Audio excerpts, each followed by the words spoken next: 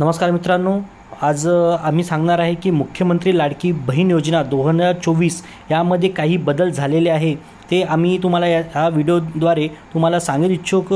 तर तुम्ही हा व्हिडिओ शेवटपर्यंत बघत राहा मित्रांनो. तुम्ही सदर योजनेच्या अर्ज करण्याची मुदतवाढ 1 जुलै 2024 ते 15 जुलै 2024 पर्यंत ठेवण्यात आलेली होती, पण ते बदलून आता तारीख 2 महिने वाढलेली आहे. म्हणजे 1 जुलै 2024 ते 31 ऑगस्ट 2024 पर्यंत तुम्हाला इथे हा फॉर्म भरता येणार आहे. आणि दुसरं म्हणजे या योजनेच्या पात्रमध्ये आदिवासी प्रमाणपत्र असल्यास नमूद करण्यात आलेले होते. आता लाभार्थ्यांच्या महिलेकडे आदिवासी प्रमाणपत्र उपलब्ध नसेल त्याऐवजी तुम्हाला 15 वर्षापूर्वी म्हणजे राशन कार्ड, मतदान ओळखपत्र, शाळा सोडल्याचे प्रमाणपत्र, जन्म दाखला या चारही कोणतेही ओळखपत्र प्रमाणपत्र ग्राह्य ठरणार आहे. यामधले कुठले पण एकही प्रमाणपत्र तुमच्याकडे असेल तर ते तुम्ही इथे फॉर्म भरू शकता फ्रेंड.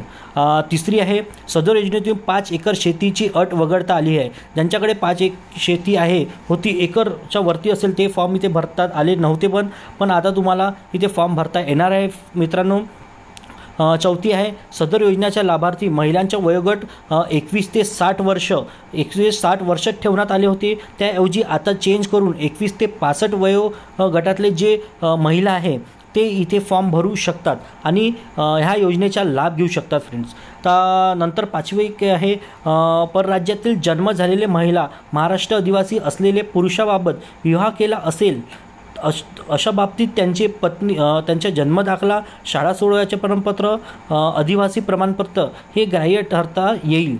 त्याच्यानंतर 6वं आहे, 2.5 लाख उत्पन्न दाखला उपलब्ध नसेल ज्या कुटुंबाकडे पिवळे व केशरी रेशन कार्ड उपलब्ध असेल त्यांना उत्पन्नाच्या दाखल्याची सूट देण्यात आलेली आहे.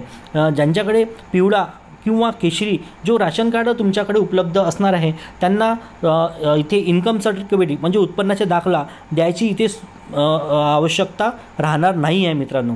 तर हे 7वं जो पॉईंट आहे तो आहे, सदर योजनेच्या कुटुंबातील एक पात्र अविवाहित महिलांचा सुद्धा योजनेचा लाभ घेण्यात येणार आहे. तुमच्या कुटुंबामध्ये जे अविवाहित महिला आहे ते तरी हा योजनेचा लाभ याच्याद्वारे घेऊ शकणार आहे फ्रेंड.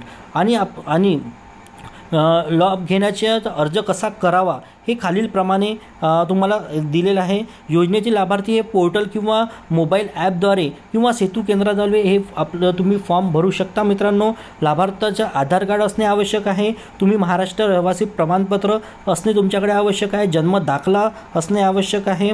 सक्षम प्राधिकरण दिलेल्या कुटुंबाच्या उत्पन्नाचा दाखला हे असणं आवश्यक आहे. पासबुक ची पानाची झेरॉक्स तुमच्याकडे असणं आवश्यक आहे. पासपोर्ट फोटो, राशन कार्ड इत्यादी ही बदल करण्यात आलेली आहे मित्रांनो. तो हा व्हिडिओ तुम्हाला कसा वाटला प्लीज आम्हाला कळवा. आणि आतापर्यंत तुम्ही आमच्या चॅनलला सबस्क्राईब केलेलं नसेल तर सबस्क्राईब करून बेल आयकॉनला दाबा.